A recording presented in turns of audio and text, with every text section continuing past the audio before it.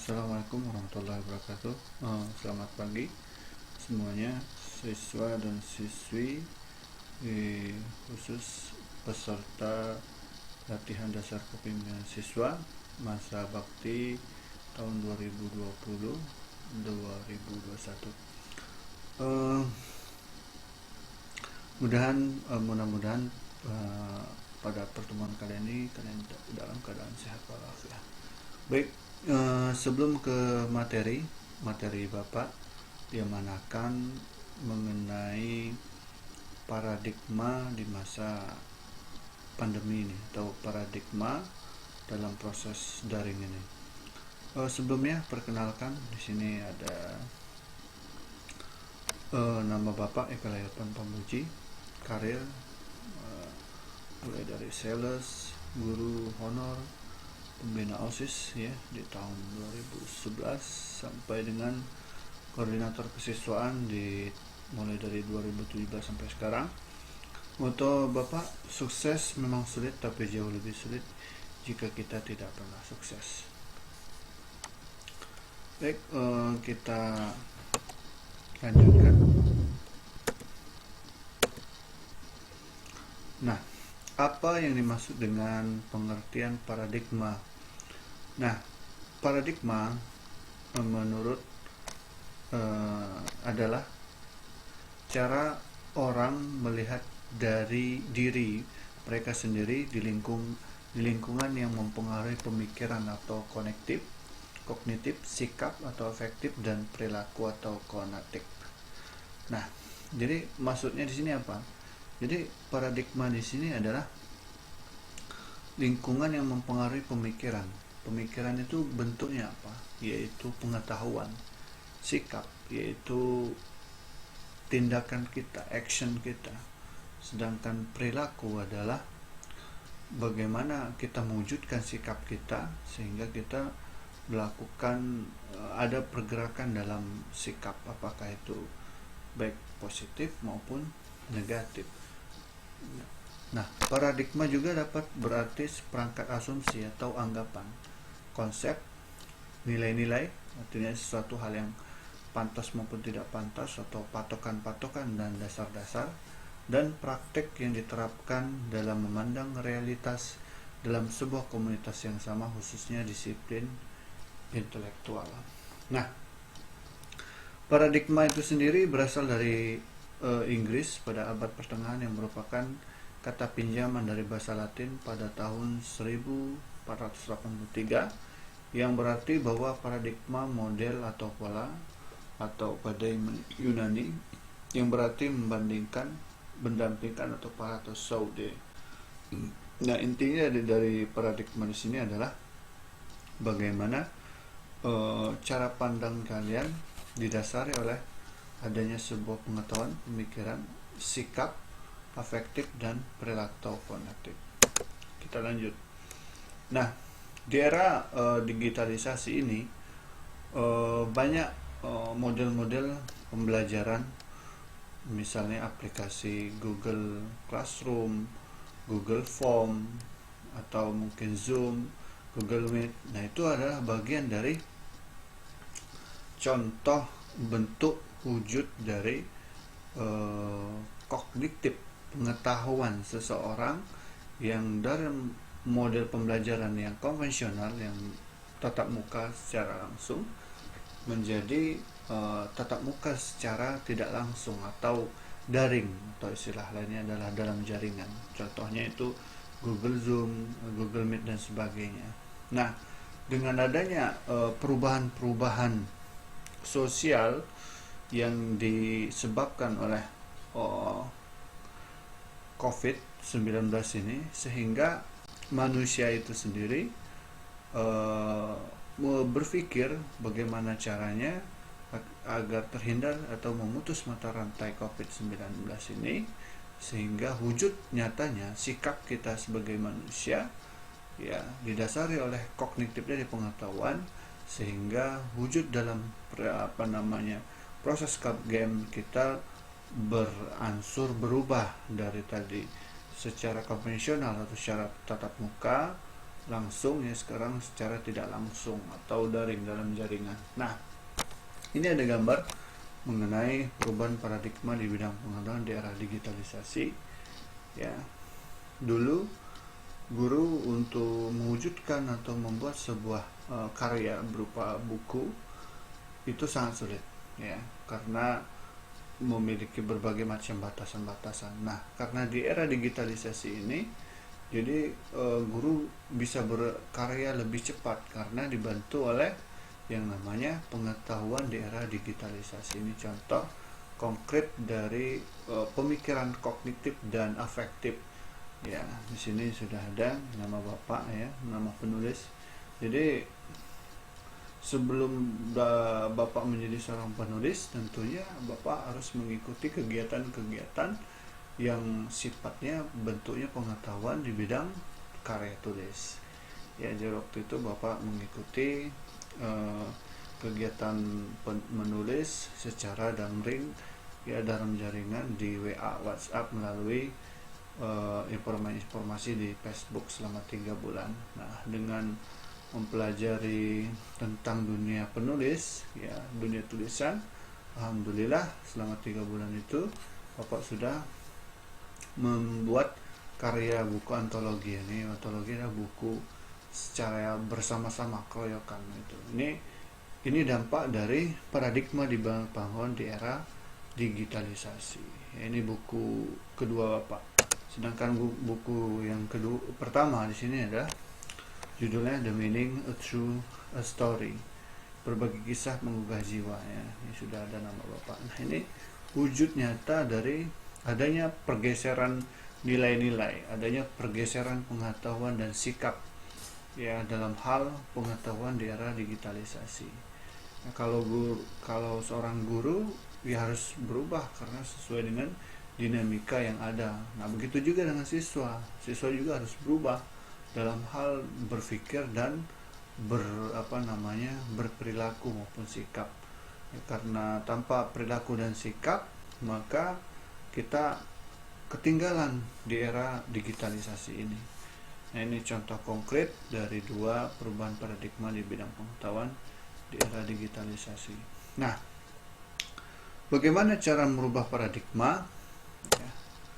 Nah, di sini ada undang-undang ya, pasal 3 Undang-Undang Sikdiknas. Pendidikan nasional berfungsi mengembangkan kemampuan dan bentuk watak serta peradaban bangsa yang bermartabat dalam rangka mencerdaskan kehidupan bangsa. Jadi inti dari paradigma adalah bagaimana mengembangkan kemampuan membentuk watak atau karakter ya, yang berakhlak mulia ya, sehat, berilmu, cakap, dan kreatif, mandiri, menjadi warga negara yang demokratis serta bertanggung jawab. Ini menurut pasal 3 Undang-Undang Sikdiknas ya. Kita lanjut. Nah, 5 dari 8 potensi peserta didik yang ingin dikembangkan lebih dekat dengan karakter. Nah, di sini ada 5. With great attitudes come the great result. Ya, dengan sikap ya kita akan menghasilkan sesuatu. Apa aja yang karakter diawali dengan sebuah pemikiran atau asumsi. Dengan pemikiran yang positif, maka apa yang kita pikirkan, maka itu yang akan kita sampaikan. Yang ketiga adalah setelah apa yang kita katakan, misalnya khayalan kalian, dream kalian menginginkan kalian menjadi seorang tentara ya, menjadi TNI ya, menjadi ABRI ya, dengan impian kalian sehingga terucap dengan kata-kata. Dengan kata-kata itu kalian wujudkan dengan perbuatan ya. Contohnya apa? Ketika kalian menjadi seorang TNI, Tentara Nasional Indonesia, tentu kalian mengikuti kegiatan di bidang yang berkaitan tentang olahraga, berkaitan tentang kesehatan jasmani maupun rohani. Misalnya di Paskibra, misalnya di bagian pramuka yang berkaitan tentang baris berbaris ya. Setelah perbuatan timbul yang namanya kebiasaan, habit.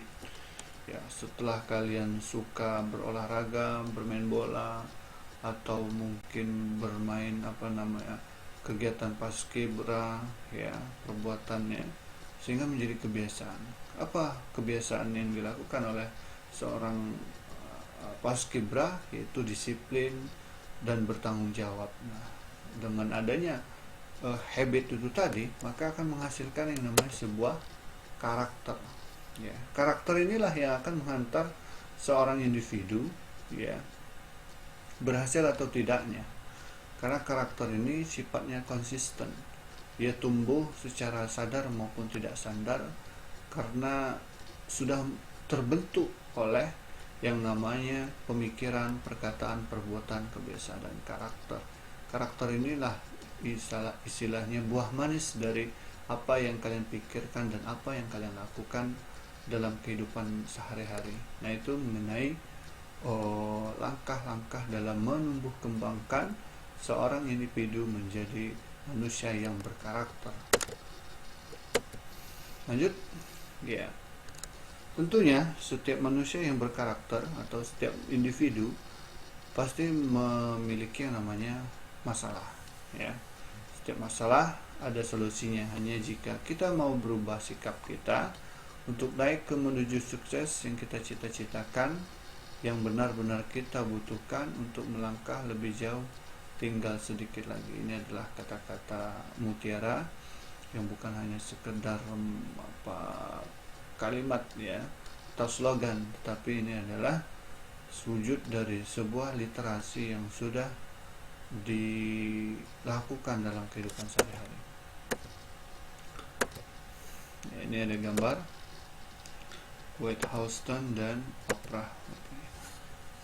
Ya, ini berkaitan tentang karakter. Keras dalam sikap, lembut dalam pergaulan. Ya, artinya apa? Ketika seseorang sudah memiliki karakter, ciri khas, misalnya contohnya harimau. Apa ciri khas dari harimau? Ya, memiliki warna loreng yang khas dan memiliki taring. Nah, itu namanya bagian dari ciri khas harimau. Ya, harimau karakternya apa? Santai, tidak terburu-buru ketika dia melihat mangsanya, melihat di mana titik lemahnya seorang mangsanya sehingga ia kejar dan hingga menerkam. Itu bagian dari ciri khas dari seekor harimau. Nah, maksud dari keras dalam sikap, lembut dalam pergaulan apa? Prinsip. Setiap individu memiliki prinsip. Ya, prinsip. Ya, setiap individu memiliki prinsip. Karena dengan prinsip itu individu bisa memfilter hal-hal yang sifatnya positif maupun negatif, hal-hal yang sifatnya pantas maupun tidak pantas. Prinsip inilah yang akan memfilter segala perilaku-perilaku atau pengaruh-pengaruh nilai-nilai dan pergaulan di luar sana, sehingga kita bisa memproteksi diri kita. Nah, itu maksud dengan keras dalam sikap, lembut dalam pergaulan. Apa yang sama jangan dibeda-bedakan, apa yang beda tidak perlu disama-samakan. Apa maksudnya di sini? Itu adalah berbicara masalah kehidupan kita berinteraksi atau bersosialisasi. Ya, apa yang sama? Yang sama apa dalam berinteraksi? Yaitu saling menyapa, tegur sapa, saling tolong menolong. Jangan dibeda-bedakan. Ya, artinya apa? Ya, ketika kita menolong seorang, kita tidak harus membedakan antara si A, si B, dan si C. Dan apa yang beda tidak perlu disama-samakan. Bukan karena saudara, bukan karena harta dan tahta. Karena pada intinya manusia itu sama hakikatnya. Nah, itu maksud dengan apa yang sama jangan dibeda-bedakan, dan apa yang beda tak perlu disama-samakan. Karena kita menolong seorang bukan karena si A, si B, karena lillahi ta'ala. Itu maksudnya. Ini adalah beberapa contoh karakter OSIS di Bandar Lampung di tahun 2017. Ya, ini contoh bagian wujud dari karakter pelatihan OSIS ini. Kita lanjut ya, cara makan yang berbeda, itu ada gambar, bermain catur, bermain biliar. Ini filosofi. Di setiap gambar ini memiliki filosofi arti. Jadi hidup itu harus memiliki strategi untuk memenangkan sebuah pertandingan atau pertempuran. Kita lanjut. Education, responsibility education, attitude dan motivasi. Ini adalah beberapa pengembangan karakter seseorang. Dedikasi, ya, dedikasi artinya ketika kita ingin menjadi sukses, kita melakukan suatu hal secara totalitas, mendedikasikan diri kita, mengabdikan diri kita. Misalnya dengan paskibra, ya, kita secara total mengikuti kegiatan paskibra. Responsibility, merespon, ya, apakah bagaimana respon kita terhadap lingkungan masyarakat kita. Education artinya pendidikan, ya, tanpa adanya pendidikan karakter seseorang itu tidak akan tumbuh. Attitudes itu artinya sikap, ya, sikap bagaimana ketika seseorang menemukan masalah, apakah dengan bijaksana, apakah dengan dewasa dan sebagainya. Motivation adalah bagaimana merangsang diri sendiri atau merangsang orang lain sehingga kita bisa menumbuh kembangkan pribadi-pribadi yang kuat atau yang strong. Bila ada ingin orang yang membantu dan mencintai Anda, maka bantulah orang lain mendapatkan apa yang mereka inginkan dalam hidup mereka. Ya, guru education, not just a teaching. Itu artinya guru adalah mendidik, tidak hanya mengajar. Jadi guru sebagai pendidik, bukan hanya mengajar. Itu inti dari seorang guru, ya. Artinya tutur handayani, ya, ingarso sunto loyo ingarso. Ada 3 prinsip dasar dalam hal seorang guru. Kita lanjut. Ini jujur, ini bagian dari pengembangan karakter karena akan membawa perubahan kepada kebaikan. Jadi pengertian jujur di sini luas, bukan hanya menyatakan iya atau tidak. Jujur itu adalah bagian dari pengembangan karakter seseorang. Agar apa? Agar kita bisa membawa perubahan pada kebaikan.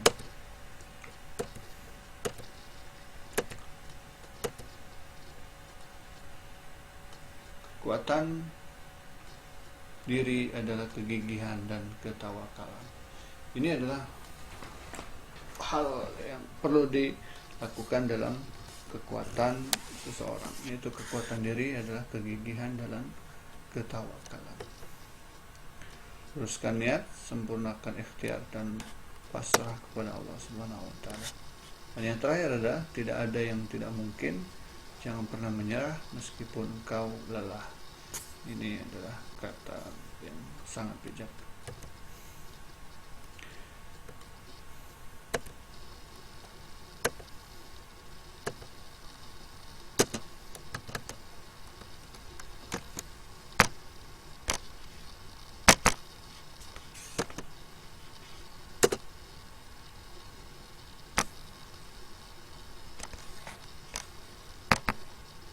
Ini ada gambar Cikal Tora, siswa kita tahun 2017. Beliau mendapatkan juara tingkat nasional di kompetisi PON Jawa Tengah, ya, Posda kalau salah, di bidang tarung derajat, ya. Ini bagian wujud dari mimpi Cikal, bagian dari pengembangan karakter. Baik, demikian yang Bapak bisa sampaikan mengenai pengertian paradigma di era globalisasi ini, di era digitalisasi ini. Jadi tugas kalian adalah merangkum apa yang Bapak sampaikan, dan khusus untuk LDKS ini diharapkan kalian membentuk sebuah komunitas blog dan YouTube atau YouTuber. Ya, itu aja Bapak tunggu. Mohon maaf apabila ada hal-hal yang kurang berkenan. Sikum. Assalamualaikum warahmatullahi wabarakatuh.